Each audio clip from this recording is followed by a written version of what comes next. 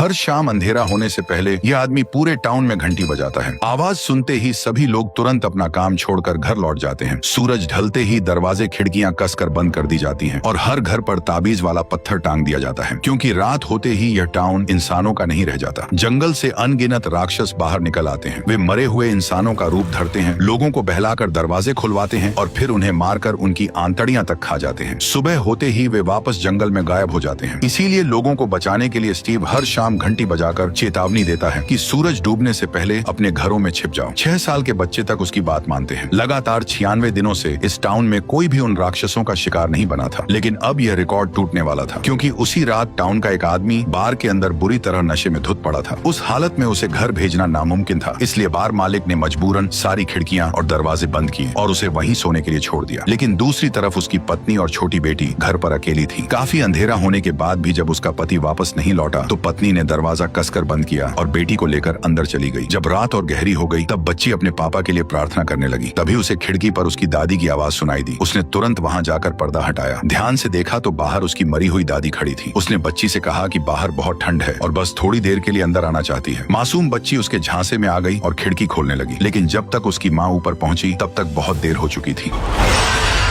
अगली सुबह जब वो शराबी घर लौटा तो उसने देखा कि उसके घर के बाहर पूरे टाउन के लोग जमा हैं। वह कुछ पूछता उससे पहले ही स्टीव ने उसे एक जोरदार थप्पड़ जड़ दिया, क्योंकि यह पहली बार नहीं था। स्टीव उसे कई बार समझा चुका था कि जिन घरों में बच्चे हों उन घरों की खिड़कियां हमेशा कीलों से बंद रखनी चाहिए, क्योंकि इस टाउन में बच्चे सबसे जल्दी उन राक्षसों के बहकावे में आ जाते हैं। लेकिन उसने हर बार इस बात को नजरअंदाज किया और उसी एक लापरवाही की वजह से पिछली रात उसकी पूरी फैमिली राक्षसों की भेंट चढ़ गई। जब उसने जमीन पर पड़े अपनी पत्नी और बेटी के चिथड़े देखे तो वह वहीं घुटनों के बल गिर पड़ा और फूट फूट कर रोने लगा। लेकिन अब पछतावे का कोई फायदा नहीं था। स्टीव इस बात से और भड़का हुआ था कि उसने सिर्फ अपना परिवार नहीं मरवाया था, बल्कि पूरे टाउन को खतरे में डाल दिया था, क्योंकि इस जगह एक खौफनाक नियम था। जब भी यहाँ कोई मरता था तो उसकी जगह कोई नया इंसान इस टाउन में आकर फंस जाता था। और सच में हुआ भी वही। जिस दिन उस औरत और बच्ची का अंतिम संस्कार हो रहा था उसी दिन एक गाड़ी इस टाउन में आ पहुंची। नए लोग इतनी जल्दी आ गए, ये देखकर सभी हैरान रह गए। स्टीव ने तुरंत सबको चुप रहने का इशारा किया और खुद उस परिवार से पूछताछ करने लगा। जब उसे पता चला कि वे रास्ता भटक कर यहाँ पहुंचे हैं तो उसने बिना कुछ कहे आगे बढ़ने का इशारा कर दिया। लेकिन असली खेल तो अब शुरू हुआ था। कुछ ही देर में वो आदमी गाड़ी लेकर आगे निकल पड़ा। शुरुआत में उसे लगा कि अब वे जल्द ही इस जगह से निकल जाएंगे, मगर थोड़ी दूर जाते ही उसके होश उड़ गए, क्योंकि घूमते घूमते वे फिर उसी टाउन में वापस पहुंच चुके थे। पहले उसे लगा शायद उसने गलत मोड़ ले लिया है, इसलिए इस बार वे दूसरी दिशा से निकलने लगे। लेकिन फिर भी वे दोबारा उसी टाउन में आ पहुंचे। फिर उसने तीसरा रास्ता लिया, मगर इस बार भी सड़क उसे घुमाकर वापस उसी जगह ले आई। अब साफ था कि वे जिधर से भी निकलने की कोशिश करते रास्ता घुमा फिराकर उन्हें फिर इसी टाउन में पहुंचा देता। उन्हें बार बार चक्कर लगाते देख स्टीव को जरा भी हैरानी नहीं हुई, जैसे उसे पहले से पता था कि यही होने वाला है। असल में उसने जानबूझकर सच नहीं बताया था, क्योंकि वह चाहता था कि वे खुद समझें कि इस रहस्यमयी टाउन से निकलना नामुमकिन है। जब उसे लगा कि अब सही वक्त आ गया है तब उसने गाड़ी रोकने के लिए रास्ते में कांटे बिछा दिए। लेकिन तभी अचानक उनके साथ एक हादसा हो गया और उनकी गाड़ी सीधे जंगल में पलट गई। चारों लोग उसी के अंदर बुरी तरह फंस गए। आदमी खुद ड्राइविंग सीट पर पेड़ की टहनियों के बीच फंसा हुआ था। उसकी पत्नी बेहोश पड़ी थी और समझ नहीं आ रहा था कि वह जिंदा भी है या नहीं। गनीमत सिर्फ इतनी थी कि बेटी को ज्यादा चोट नहीं आई थी, लेकिन छोटे बेटे की हालत सबसे ज्यादा खराब थी। उसे होश तो था, मगर उसकी जांघ के आर पार पेड़ की एक मोटी टहनी घुस चुकी थी। उधर स्टीव उनके वापस आने का इंतजार कर रहा था, लेकिन काफी देर तक जब वो परिवार वापस नहीं लौटा तो उसे कुछ गड़बड़ लगी। इसलिए वह तुरंत लोगों को लेकर उन्हें ढूंढने निकल पड़ा। जैसे ही उसने गाड़ी को जंगल में पलटा हुआ देखा तो वह बिना देर किए मदद में जुट गया। कुछ ही मिनटों में परिवार के 3 लोगों को बाहर निकाल लिया गया, लेकिन छोटा बेटा अब भी गाड़ी के अंदर फंसा हुआ था। उसके जख्म से लगातार खून बह रहा था, इसलिए उसे जबरदस्ती बाहर खींचना खतरनाक हो सकता था। अब उन्हें उसका इलाज गाड़ी के अंदर ही करना था, लेकिन दिक्कत यह थी कि सूरज डूबने में सिर्फ 40 मिनट बाकी थे, जबकि लड़के के इलाज में कम से कम 1 घंटा लगता। कोई रास्ता ना देखकर स्टीव ने रात वहीं रुकने का फैसला किया और परिवार के 3 लोगों को जैसे तैसे अपने आदमियों के साथ भेज दिया। धीरे धीरे अंधेरा घिरने लगा। स्टीव ने अपने हाथ में पकड़े ताबीज वाले पत्थर को देखा, क्योंकि इस सुनसान जंगल में अब वही उसकी आखिरी उम्मीद था। फिर उसने वह पत्थर गाड़ी के अंदर टांग दिया। यह देखकर जिम पूरी तरह चौंक गया। उसे समझ नहीं आया कि एक पत्थर आखिर उनकी जान कैसे बचाएगा, लेकिन स्टीव ने जवाब देने की बजाय पहले गाड़ी के सारे खुले हिस्से बंद किए। फिर उसने जिम को समझाना शुरू किया कि अंधेरा होते ही यहाँ क्या क्या होने वाला है। लेकिन तभी अचानक लड़के का शरीर जोर जोर से कांपने लगा और अगले ही पल गाड़ी के बाहर से एक खौफनाक गुर्राहट सुनाई दी। जब स्टीव ने खिड़की के बाहर झांका तो अंधेरे में वे राक्षस राक्षस चुपचाप गाड़ी के चारों तरफ जमा होने लगे थे। देखते ही देखते उनकी संख्या बढ़ती चली गई। यह नजारा देखकर स्टीव तक के रोंगटे खड़े हो गए, क्योंकि राक्षसों का झुंड गाड़ी को हर तरफ से घेर चुका था। अब सबसे बड़ा सवाल यही था कि क्या वे लोग सुबह तक जिंदा बच भी पाएंगे या नहीं।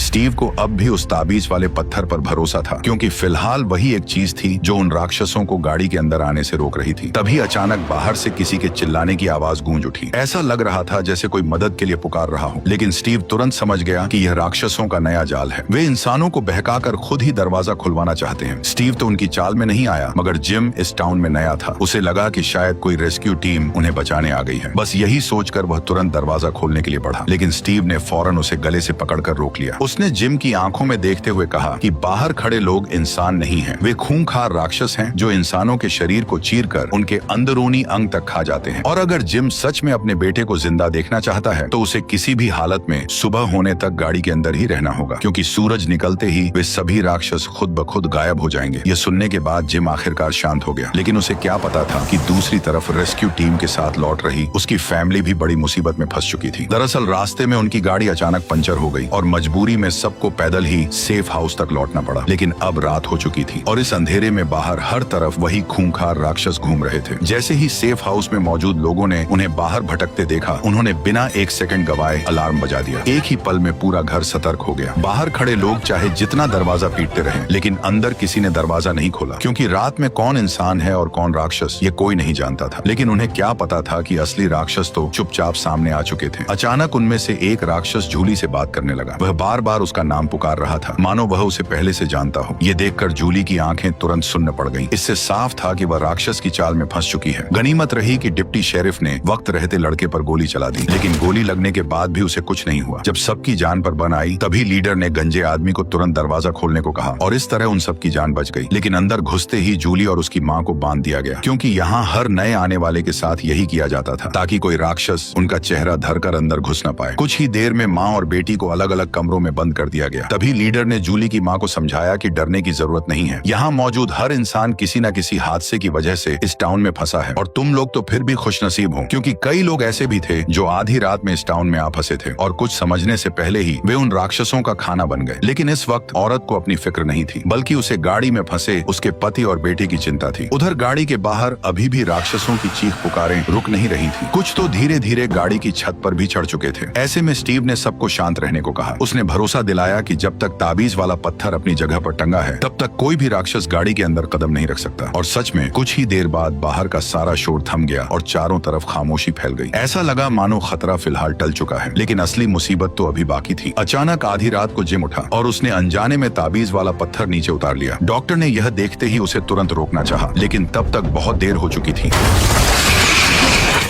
अचानक डॉक्टर की नींद खुली और उसे एहसास हुआ कि यह सब सिर्फ एक डरावना सपना था। असल में वे लोग रात सही सलामत काट चुके थे। सुबह होते ही बाकी लोग भी उनकी मदद के लिए वहां पहुंच गए। सबने उन्हें जिंदा देखकर राहत की सांस ली, लेकिन खतरा अभी पूरी तरह टला नहीं था, क्योंकि अब नए आए लोगों को एक मुश्किल फैसला लेना था। उन्हें चुनना था कि उन्हें टाउन में कहाँ रहना है। एक तरफ था सेफ हाउस, जहाँ सभी लोग साथ रहते थे लेकिन जगह कम थी, और दूसरी तरफ थे टाउन के अलग अलग घर, जहाँ जगह ज्यादा थी मगर खतरा भी उतना ही ज्यादा था। अगर लोग टाउन के घरों में रहने का फैसला करते तो उन्हें अंधेरा होने से पहले ताबीज वाले पत्थर चेक करने पड़ते थे, और अगर घर में बच्चे हों तो खिड़कियों को कीलों से बंद करना पड़ता था, क्योंकि रात में राक्षस अक्सर लोगों को बहकाकर दरवाजा खुलवाने की कोशिश करते थे और बच्चे उनकी बातों में जल्दी आ जाते थे। इसी वजह से टाउन में सख्त नियम भी बनाए गए थे। अगर किसी की लापरवाही से किसी दूसरे की जान चली जाती तो सजा के तौर पर उसे एक रात टिन वाले कमरे में बंद किया जाता था। वहाँ कोई ताबीज नहीं होता था, यानी अंदर जाने वाले की मौत लगभग तय थी। यह सुनकर टैबी ने पूछा कि यह सजा कितनी बार दी गई है। पादरी ने बताया कि अब तक ऐसा कभी नहीं हुआ, लेकिन आज रात पहली बार ऐसा होने वाला था। सारे नियम समझाने के बाद अब जिम के परिवार को एक घर चुनना था। सबको यही लग रहा था कि चारों लोग टाउन के किसी घर में साथ रहेंगे, लेकिन तभी उनकी बेटी जूली ने कह दिया कि वह अकेले सेफ हाउस में रहेगी। उसे लगता था कि उसके मॉम डैड उसके छोटे भाई को उससे ज्यादा प्यार करते हैं, इसीलिए वो उनसे दूर रहना चाहती थी। जूली का फैसला सुनते ही जिम और टैबी घबरा गए, क्योंकि उन्हें अपनी बेटी की बहुत चिंता थी। इसलिए दोनों उसे अपने साथ चलने के लिए मनाने लगे। तभी स्टीव ने कहा कि अंधेरा होने वाला है और और सबको जितनी जल्दी हो सके अपने अपने ठिकाने पर लौट जाना चाहिए। स्टीव ने उन्हें भरोसा दिलाया कि उसका बेटा भी सेफ हाउस में रहता है, इसलिए जूली वहाँ अकेली नहीं होगी और वो उसका पूरा ख्याल रखेगा। इसके बाद सब लोग अपने अपने रास्ते निकल गए, क्योंकि आज रात सजा देने का वक्त आ चुका था। जिस आदमी की लापरवाही से उसकी पत्नी और बेटी मारी गई थी, अब उसे उसी की सजा मिलने वाली थी। उसे पूरी रात बिना ताबीज के टिन वाले कमरे में बंद रहना था। यानी अगर राक्षस वहाँ तक पहुँच गए तो सुबह तक उसका जिंदा बचना असंभव था। स्टीव भी उसके लिए कुछ नहीं कर सका। उसने बस दरवाजे पर 2 और ताले लगा दिए और मन ही मन यही दुआ करने लगा कि वह आदमी किसी तरह सुबह तक जिंदा बच जाए। लेकिन रात होते ही वो इंसानी शक्ल वाले राक्षस जंगल से बाहर निकल आए। उधर वो आदमी कमरे के कोने में सहमा हुआ खड़ा था, लेकिन जैसे ही उसने नजर उठाकर देखी, वे सारे राक्षस उसके कमरे के बाहर जमा हो चुके थे। उस वक्त उसकी हालत ऐसी थी जैसे कोई शिकार शिकारी के बीच घिर गया हो। अब उसके पास बचने का कोई रास्ता नहीं था। आखिरकार वह हार मानकर जमीन पर बैठ गया और अपनी मौत का इंतजार करने लगा।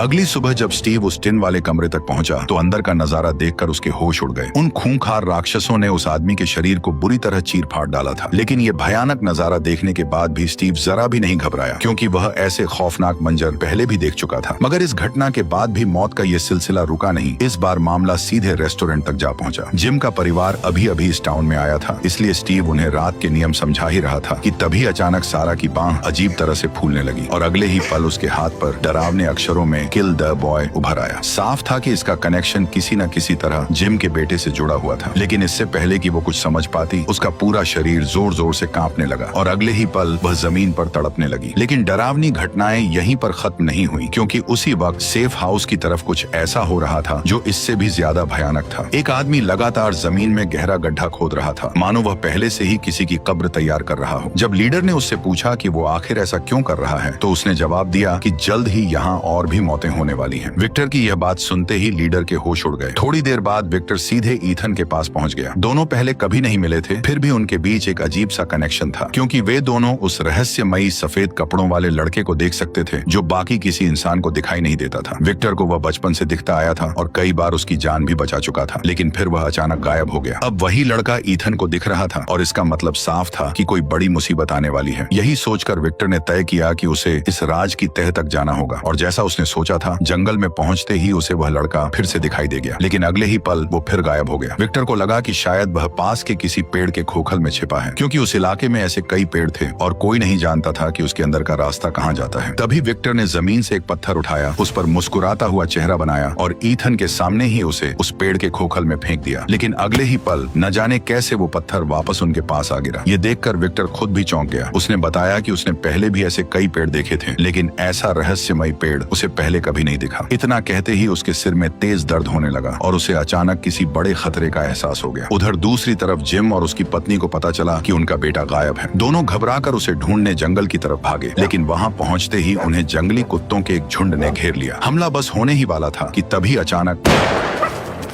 दरअसल वो गोली विक्टर ने चलाई थी ताकि सही समय पर उन दोनों की जान बचाई जा सके। तभी जिम और उसकी पत्नी की नजर ईथन पर पड़ी जो विक्टर के साथ था। उसे सही सलामत देखकर दोनों ने राहत की सांस ली। एक पल के लिए उन्हें लगा कि शायद खतरा टल चुका है, लेकिन उन्हें जरा भी अंदाजा नहीं था कि असली मुसीबत तो अभी आने वाली है। उधर सारा अब होश में आ चुकी थी, लेकिन डर के मारे उसने डॉक्टर को अपने शरीर पर उभरे उन अजीब निशानों के बारे में कुछ नहीं बताया। लेकिन यही चुप्पी उसकी सबसे बड़ी गलती बन गई, क्योंकि उसी डर की वजह से राक्षसों ने एक बार फिर उसके दिमाग पर कब्जा कर लिया। रात होते ही सारा चुपके से एक मरीज के पास पहुंची और बिना एक पल गवाए एक नुकीली चीज सीधे उसकी गर्दन में घोंप दी। इसके बाद वह अपने आप से बातें करने लगी, मानो किसी अदृश्य राक्षस से कोई सौदा कर रही हो। थोड़ी देर बाद जब नर्स वार्ड चेक करने आई तो मरीज की लाश देखकर उसके होश उड़ गए। वह डर के मारे भागने लगी, लेकिन मुड़ते ही उसने देखा कि मेन डोर खुला हुआ था और वे खौफनाक राक्षस बड़े आराम से अंदर चले आ रहे थे। अगली सुबह जब डिप्टी शेरिफ अपनी टीम के साथ वहां पहुंचा तो उसने देखा कि ताबीज वाला पत्थर जमीन पर गिरा पड़ा था। पूरा कमरा इंसानी लाशों से भरा हुआ था और वह नर्स भी उन राक्षसों का शिकार बन चुकी थी। लेकिन किसी ने सपने में भी नहीं सोचा था कि इस सब के पीछे कोई और नहीं बल्कि सारा ही थी। उधर दूसरी तरफ सारा चुपचाप ईथन के घर के बाहर पहुंच चुकी थी। उसे यकीन था कि अगर वह ईथन को मार दे तो वह शैतान से किया अपना सौदा पूरा कर लेगी और बदले में उसे इस मनहूस जगह से आजादी मिल जाएगी। कुछ ही देर में वह सीधे ईथन के घर में घुस गई और बड़ी चालाकी से उसे बहला फुसलाकर अपने साथ चलने के लिए मना लिया। लेकिन उसे जरा भी अंदाजा नहीं था कि उसका यही पागलपन उसकी जिंदगी जिंदगी की सबसे बड़ी गलती बनने वाली है। जल्द ही वह ईथन को एक सुनसान फार्म हाउस की तरफ ले आई, क्योंकि उसका प्लान था कि अगर वह ईथन को खुले मैदान में मारेगी तो पूरा इल्जाम रात में निकलने वाले राक्षसों पर डालना आसान होगा। लेकिन जैसे ही वह लड़के पर वार करने वाली थी, उसी वक्त उसका भाई वहां पहुंच गया। सारा का ध्यान भटकते ही ईथन ने मौका देखकर तुरंत खुद को छुड़ाया और वहां से भाग निकला। उधर उसका भाई सारा को पकड़कर रोकने लगा ताकि वह कोई पागलपन न कर बैठे, लेकिन हाथापाई के दौरान सारा ने गलती से अपने ही भाई का गला काट दिया। सबसे डरावनी बात यह थी कि उसी पल पादरी ने यह सब अपनी आंखों से देख लिया, लेकिन उसने सारा को रोकने की कोशिश नहीं की। वह बस खड़ा होकर उसे घूरता रहा। थोड़ी ही देर में पूरे फार्म पर लोगों की भीड़ जमा हो गई, मगर वहां न सारा थी और न ही पादरी। जमीन पर सिर्फ एक लाश पड़ी थी, जिसे देखकर पूरे टाउन में दहशत फैल गई, क्योंकि हर कोई जानता था कि राक्षस दिन में हमला नहीं करते। तो फिर आखिर यह खून किया किसने? सबसे अजीब बात यह थी कि पादरी ने सारा को देखा था, लेकिन फिर भी उसने जानबूझकर उसका नाम छिपा लिया। यानी इसका मतलब साफ था कि कुछ न कुछ गड़बड़ जरूर है। भीड़ को शांत करने के लिए उसने कहा कि उसने सारा को जंगल की तरफ भागते देखा था और मुमकिन है कि इस सब के पीछे उसी का हाथ हो। यह सुनते ही स्टीव ने भरोसा दिलाया कि सारा जैसे ही वापस आएगी तो वो तुरंत उसे हिरासत में ले लेगा। स्टीव की बातें सुनकर लोग कुछ हद तक शांत हो गए और धीरे धीरे वहां से चले गए, लेकिन किसी को जरा भी अंदाजा नहीं था कि चर्च के नीचे बने तहखाने में वही भागी हुई सारा कैद थी। असल में टाउन के नियमों के मुताबिक सारा को भी टिन वाले कमरे में बंद करके सजा दी जानी चाहिए थी, लेकिन पादरी ने उसे वहां भेजने के बजाय चुपचाप किडनैप कर लिया, क्योंकि उसका मकसद सारा को बचाना नहीं बल्कि इस मनहूस जगह से निकलने का रास्ता ढूंढना था। उसे पता था कि सारा राक्षसों से बात कर सकती है और शायद वही उसे बाहर निकलने का रास्ता बता सकती है। जब सारा को समझ आया कि पादरी बहुत कुछ जान चुका है, तो उसने एक बड़ा राज खोल दिया। उसके मुताबिक अगर वे राक्षसों की शर्त मान लें तो टाउन के लोग जिंदा बाहर निकल सकते हैं। यह सुनकर पादरी के होश उड़ गए। इससे पहले कि वह कुछ और पूछ पाता, अचानक सारा का शरीर जोर जोर से कांपने लगा। उसने घबराकर पादरी से कागज और पेन मांगा। कुछ ही पलों में उसने एक अजीब सी ड्राइंग बना डाली, मगर जब पादरी ने उस कागज पर बने निशान देखे तो उसके पैरों तले जमीन खिसक गई। ड्राइंग को देखते ही उसे कुछ याद आया और वह बिना देर किए सीधे उस जगह पहुंचा जहां उसने सालों पहले एक थैला दफनाया था। मिट्टी खोदने पर उसे वो थैला सचमुच उसी जगह दबा हुआ मिला, जिसके अंदर एक खून से सना हुआ कपड़ा छिपा था। और सबसे चौंकाने वाली बात यह थी कि सारा ने जो अजीब सा निशान बनाया था वह उसी स्नैक रैपर से मैच कर रहा था जो बैग में मिला था। अब बात धीरे धीरे साफ होने लगी थी। दरअसल इस टाउन में आने वाला हर इंसान अपने साथ कोई न कोई ऐसा राज लेकर आया था जो इस रहस्यमयी जगह से जुड़ा हुआ था। जब पादरी इन्हीं सवालों में उलझा हुआ था, तभी इस खौफनाक टाउन में एक नया आदमी आ पहुंचा, लेकिन किसी को अंदाजा तक नहीं था कि उसकी एंट्री के साथ ही पूरी कहानी एक खतरनाक मोड़ लेने वाली है।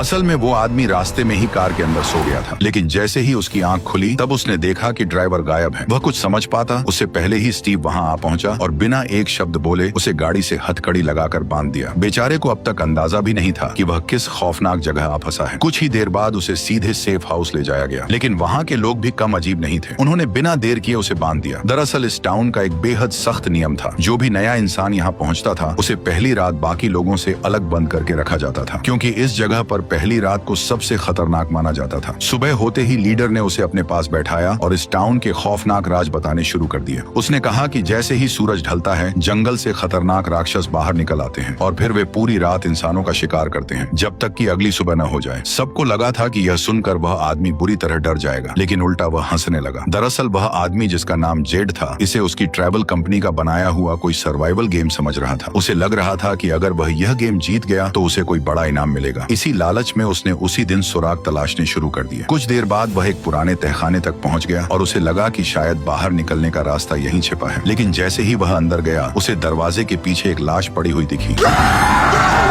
अचानक जेड घबराकर नीचे गिर पड़ा, लेकिन जब उसने दोबारा उठकर देखा तो लाश गायब हो चुकी थी। उसकी जगह सिर्फ एक अजीब निशान बचा था। ये देखकर जेड तुरंत वहां से भाग निकला, लेकिन उसका दिमाग अब भी उस नजारे को सच मानने को तैयार नहीं था। उसे लग रहा था कि तहखाने में जो लाश दिखी थी वह शायद सिर्फ उसका वहम था। लेकिन डिप्टी शेरिफ जैसे ही उसे कब्रिस्तान ले गया, तब जेड की आंखों के सामने इस टाउन का खौफनाक सच खुल गया, क्योंकि वहां दफनाया गया आदमी कोई और नहीं बल्कि वही ड्राइवर था जो उसे यहाँ छोड़कर गायब हो गया था। ये देखकर जेड पूरी तरह हैरान रह गया। उसकी हालत बिगड़ती देख शेरिफ उसे तुरंत स्टेशन ले आया। वहां पहुंचकर उसने कहा कि इस टाउन का सबसे खतरनाक दुश्मन सिर्फ रात में घूमने वाले राक्षस नहीं है, बल्कि इंसान के अंदर बैठा डर है, क्योंकि वही डर लोगों से ऐसी गलतियां करवा देता है जो उन्हें मौत के और करीब ले जाती हैं। इसलिए अगर सच में यहाँ से निकलना है तो सबसे पहले दिमाग ठंडा रखना पड़ेगा। इतना कहते ही रेडियो से अचानक आवाजें आने लगी। उसे सुनते ही जेड के दिमाग में एक नया आइडिया आया। क्योंकि जेड पेशे से एक इंजीनियर था, इसलिए वह तुरंत रेडियो उठाकर बाहर भागा। उसे लगा कि अगर वह इस रेडियो को ठीक कर दे तो शायद बाहर की दुनिया से संपर्क किया न सकता है, लेकिन वह यह काम अकेले नहीं कर सकता था। इसीलिए वह तुरंत जिम के घर पहुंचा, क्योंकि इस तरह के सिस्टम्स की सबसे ज्यादा समझ उसी को थी। जैसे ही जेड ने उसे अपना प्लान बताया, तब जिम बिना हिचकिचाए उसका साथ देने को तैयार हो गया। दोनों ने रेडियो को किसी ऊंची जगह पर ले जाकर सिंगल टेस्ट करने का फैसला किया, लेकिन उससे पहले जेड ने सोचा कि रेडियो की ताकत बढ़ानी पड़ेगी। इसीलिए वह वापस उसी जगह गया जहां उसकी कार पहली बार मिली थी। वहां से उसने गाड़ी के अंदर के जितने काम के पार्ट्स थे सब निकाल लिए और उनसे एक टेम्परेरी एंटीना तैयार कर लिया। इसके बाद जेड और जिम टाउन की सबसे ऊंची जगह पर पहुंचे। एंटीना को टेस्ट करने के लिए जिम तुरंत पेड़ पर चढ़ गया। जब लग रहा था कि सब कुछ तैयार है, तभी अचानक पेड़ से खून की एक धार बहने लगी। जैसे ही उसने ऊपर देखा, तभी उसके होश उड़ गए। पेड़ की डालियों पर कई लाशें लटक रही थीं और सबसे डरावनी बात यह थी कि वही रहस्यमयी निशान फिर उसके सामने आ चुका था। वह कुछ समझ पाता उससे पहले ही एक गोली उसके कान के पास से निकल गई। जेड तुरंत जान बचाकर भागा, लेकिन हमला करने वाला साया उसके पीछे ही पड़ा रहा। कुछ ही दूर जाकर जेड जमीन पर गिर पड़ा और अगले ही पल वह साया उसके बिल्कुल सामने आ गया। जैसे ही वह उस पर हमला करने वाला था, तभी अचानक उसके आसपास का पूरा माहौल फिर से नॉर्मल हो गया। उसके शरीर पर लगा खून भी अचानक गायब हो गया। ये देखकर साफ लग रहा था कि जेड को एक बार फिर कोई भयानक वहम हुआ था, लेकिन इस बार वह इतना बुरी तरह घबरा चुका था कि टेस्ट पूरा होने से पहले ही वहां से भाग निकला। लेकिन उसे जरा भी अंदाजा नहीं था कि उसके जाते ही रेडियो ने आखिरकार सिग्नल पकड़ लिया। हालांकि सिग्नल बहुत कमजोर था, लेकिन इतना साबित करने के लिए काफी था कि उसका प्लान सच में काम कर रहा था। कुछ ही देर बाद पूरे टाउन में अंधेरा छा गया और सभी लोग अपने अपने घरों में जाकर छिप गए। लेकिन उसी दौरान सेफ हाउस में एक बड़ी मुसीबत आ गई। रात के वक्त जब बाकी लोग गहरी नींद में सो रहे थे, तभी वहां मौजूद एक आदमी चुपके से उठा और उसने जाकर खिड़की का पर्दा हटा दिया। बाहर एक खूबसूरत औरत खड़ी थी, जो आदमी को देखकर अजीब तरीके से मुस्कुरा रही थी। उसकी खूबसूरती को देखते ही आदमी की हवस जाग उठी। उसने बिना एक पल सोचे खिड़की खोलकर उसे अंदर बुला लिया। उसे क्या पता था कि उसकी यही बेवकूफी पूरे टाउन पर एक नई आफत बनकर टूटने वाली है। जैसे ही दोनों करीब आए, उस खूबसूरत लड़की का असली चेहरा सामने आ गया। उसके हाथों से नुकीले नाखून निकल आए और अगले ही पल उसने आदमी की जीभ काट ली। आदमी को मारने के बाद भी वह वहीं नहीं रुकी। वह फिर से इंसानी शक्ल में लौट आई, लेकिन अगला शिकार ढूंढने के बजाय उसने एक एक करके घर के सारे दरवाजे और खिड़कियां खोल दी, ताकि बाकी राक्षस भी आराम से अंदर आ सकें। उधर घर के अंदर सोए लोग अभी भी आने वाले खतरे से पूरी तरह बेखबर थे। तभी कमरे के भीतर से एक अजीब सी आवाज आई। आवाज सुनकर मैरी घबराई हुई अंदर देखने गई, लेकिन जैसे ही वह कमरे के पास पहुंची, तभी अचानक दरवाजा पीछे से बंद हो गया। अब साफ था कि वह राक्षसों के जाल में फंस चुकी थी। उधर नीचे लोग अब भी बातों में लगे हुए थे कि तभी खून की एक बूंद सीधे गंजे आदमी पर जा गिरी। वह गाली देने ही वाला था कि तभी उसकी नजर ऊपर खड़े उस भयानक राक्षस पर पड़ी। जैसे ही पता चला कि राक्षस सेफ हाउस में घुस आए हैं, तब पूरे घर में दहशत फैल गई। लोग जान बचाने के लिए इधर उधर भागने लगे, जबकि राक्षस बिना किसी जल्दबाजी के आराम से उनका शिकार कर रहे थे। अब साफ था कि सेफ हाउस भी सुरक्षित नहीं रहा। इसीलिए लीडर ने तुरंत फैसला लिया कि जितने लोग बच सकते हैं उन्हें स्टीव तक पहुंचाया जाए। उधर एलिस अब भी अपने कमरे में सो रहा था। तभी बाहर से अजीब आवाजें आने लगी। जब वह बाहर निकला तो सामने का मंजर देखकर उसके होश उड़ गए। पूरा सेफ हाउस तहस नहस हो चुका था और फर्श पर हर तरफ लाशें बिखरी पड़ी थी। एलिस कुछ समझ पाता उससे पहले ही एक खून से लथपथ राक्षस उसकी तरफ बढ़ने लगा। गनीमत रही कि एलिस ने एक सेकंड भी बर्बाद नहीं किया। उसने तुरंत खिड़की का शीशा तोड़ा और सीधे सेफ हाउस से नीचे छलांग लगा दी, लेकिन जमीन पर गिरते ही उसका एक हाथ टूट गया। हालांकि बेहद तेज दर्द के बावजूद भी वह रुक नहीं सकता था, क्योंकि पीछे कई राक्षस उसकी तरफ बढ़ रहे थे। अपनी दोस्त की मदद से एलिस किसी तरह भागकर एक छोटे से कमरे में छिप गया। अब उनके पास बचने की आखिरी उम्मीद सिर्फ ताबीज वाला पत्थर था, जो शायद उन्हें सुबह तक जिंदा रख सकता था। ठीक उसी वक्त टाउन में मौजूद स्टीव के सामने भी एक बड़ा राज खुल चुका था। दरअसल पादरी ने कबूल कर लिया कि सारा उसी की कैद में है और उसने खुद उसे छिपाकर बंद कर रखा है, क्योंकि सारा ही इकलौती इंसान है जो किसी तरह उन राक्षसों से बात कर सकती है। और हो सकता था कि वही इस मनहूस टाउन से निकलने का रास्ता भी जानती हो। पादरी की बातें सुनकर स्टीव एक पल के लिए पूरी तरह चौंक गया। वो उससे कुछ पूछने ही वाला था कि तभी अचानक बाहर से हॉर्न की आवाज सुनाई दी। जब दोनों दौड़कर बाहर निकले तो उन्होंने देखा कि लीडर कुछ लोगों को लेकर टाउन पहुंच चुकी थी। उनके चेहरे देखकर ही साफ समझ आ गया कि सेफ हाउस में कुछ बहुत बुरा हो चुका है। उन्होंने बिना सवाल जवाब किए फौरन गाड़ी से लोगों को उतारा, लेकिन बाहर गहरा अंधेरा था। पादरी अभी अंदर लौट ही रहा था कि तभी एक राक्षस ने उस पर हमला कर दिया। स्टीव ने तुरंत गोली चलाई और किसी तरह पादरी को घसीटकर घर के अंदर ले आया, लेकिन तब तक बहुत देर हो चुकी थी। उसके शरीर से बहुत ज्यादा खून बह चुका था और कुछ ही पलों बाद पादरी ने वहीं दम तोड़ दिया। देखते ही देखते सिर्फ एक ही रात में इस टाउन ने न जाने कितनी जिंदगियां निगल ली। अब स्टीव समझ चुका था कि इंतजार करने का मतलब सिर्फ और मौतें हैं। अगर उसे सबको बचाना है तो अब किसी भी कीमत पर बाहर निकलने का रास्ता ढूंढना ही होगा। यही सोचकर स्टीव सीधे चर्च के तहखाने में पहुंचा, जहां सारा को कैद करके रखा गया था, क्योंकि अब वही उनकी आखिरी उम्मीद थी। स्टीव अच्छी तरह जानता था कि टाउन की लगभग हर जगह तलाश ली जा चुकी है। बस एक वही जंगल बचा था जिसे सब मौत का अड्डा मानते थे। उसे यकीन था कि असली राज उसी के अंदर छिपा है, इसीलिए वह बिना किसी को बताए सारा को साथ लेकर सीधे जंगल के अंदर निकल पड़ा। कुछ दूर चलते ही उन्हें पेड़ों पर ढेर सारी कांच की बोतलें लटकी हुई मिली। स्टीव उनमें से एक बोतल उतारकर देखने ही वाला था कि तभी उसके साथ आई लड़की अचानक तड़पने लगी। अगले ही पल उसकी हालत इतनी बिगड़ गई कि वह सीधे बेहोश होकर गिर पड़ी। अब स्टीव के पास आगे बढ़ने का कोई रास्ता नहीं बचा था, इसलिए उसे मजबूरन वहीं रात गुजारने का फैसला करना पड़ा। लेकिन दिक्कत ये थी कि वही जंगल राक्षसों का असली घर था। जैसे ही अंधेरा होता वे बाहर निकलते और इंसानों का शिकार शुरू कर देते। ऐसे में स्टीव के पास बस एक ही सहारा था, वह ताबीज वाला पत्थर जिसके भरोसे वह खुद को संभाले हुए था। तभी अचानक सारा को होश आया। उसने देखा कि स्टीव को एक बोतल मिल गई है जिसके अंदर कुछ अजीब से नंबर लिखे हुए हैं, लेकिन सारा का ध्यान उन नंबरों पर बिल्कुल नहीं था। वह बार बार स्टीव से बस एक ही बात कह रही थी कि उन्हें यहाँ से तुरंत निकल जाना चाहिए, क्योंकि उसके मुताबिक जंगल के अंदर सिर्फ राक्षस ही नहीं बल्कि उनसे भी ज्यादा खतरनाक कोई और चीज मौजूद है। इतना कहते ही बाहर एक जोरदार धमाका हुआ। अगले ही पल पूरी जमीन इतनी जोर से हिलने लगी कि दोनों ठीक से खड़े तक नहीं हो पा रहे थे। कुछ ही देर में सब कुछ फिर से शांत हो गया, लेकिन स्टीव ने जरा भी लापरवाही नहीं की। उसने फौरन ताबीज वाला पत्थर वापस अपनी जगह टांग दिया, ताकि अगर राक्षस आस पास हों तो वे अंदर न घुस सकें। लेकिन सबसे डरावनी बात यह थी कि बाहर अभी भी गहरी रात थी। फिर भी अचानक एकदम से चारों तरफ एक अजीब रोशनी फैल गई। ये किसी नॉर्मल टॉर्च या लैंप की रोशनी नहीं लग रही थी। ऐसा महसूस हो रहा था जैसे जंगल में उनके अलावा भी कोई और मौजूद है। सुबह होते ही स्टीव सुराग ढूंढने बाहर निकला, लेकिन बाहर का नजारा देखकर उसके होश उड़ गए। पूरे इलाके में चारों तरफ मकड़ी के जाले फैले हुए थे। हालत ऐसी थी कि रास्ता पहचानना भी मुश्किल हो गया। इसलिए वह पिछली रात की याद के सहारे उसी जगह की तरफ बढ़ा जहां से वह रहस्यमयी रोशनी आई थी। तभी अचानक उन्हें पास से किसी की चीख सुनाई दी। स्टीव बिना एक सेकंड गवाए उधर भागा, लेकिन वहां पहुंचते ही उसके होश उड़ गए, क्योंकि मदद के लिए पुकारने वाली कोई अजनबी नहीं बल्कि उसकी अपनी मरी हुई पत्नी थी। नहीं, नहीं, नहीं।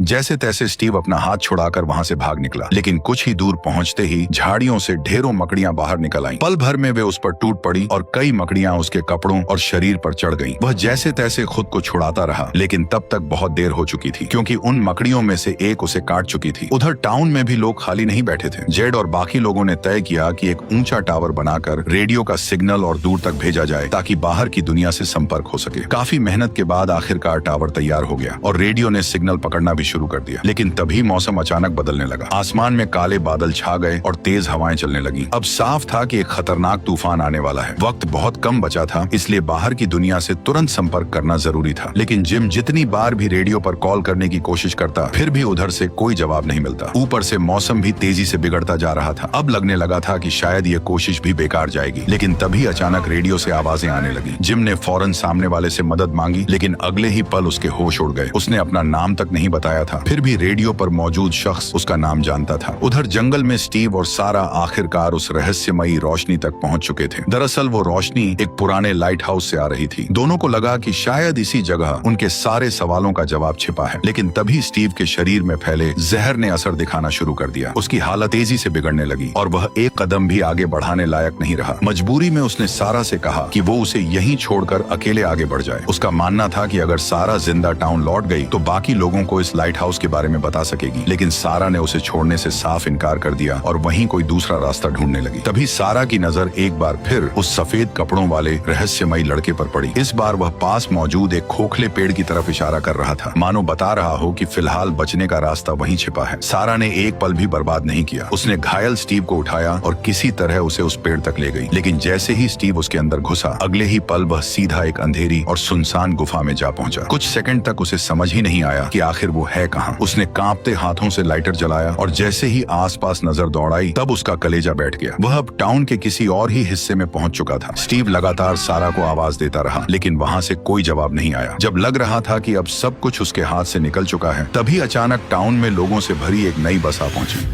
और इसी जबरदस्त सस्पेंस के साथ हमारी कहानी का पार्ट 1 यहीं खत्म हो गया। अब जो पार्ट 2 होगा वो और भी इंटरेस्टिंग होने वाला है, क्योंकि टाउन में मौजूद कुछ ऐसे खौफनाक राज सामने आएंगे जो वहाँ मौजूद लोगों की रूह कपा देंगे। अगर आपको आगे की कहानी जाननी है तो कमेंट करके जरूर बताना कि क्या मुझे इसका पार्ट 2 लाना चाहिए या नहीं। और बाकी आप समझदार हो। बाय।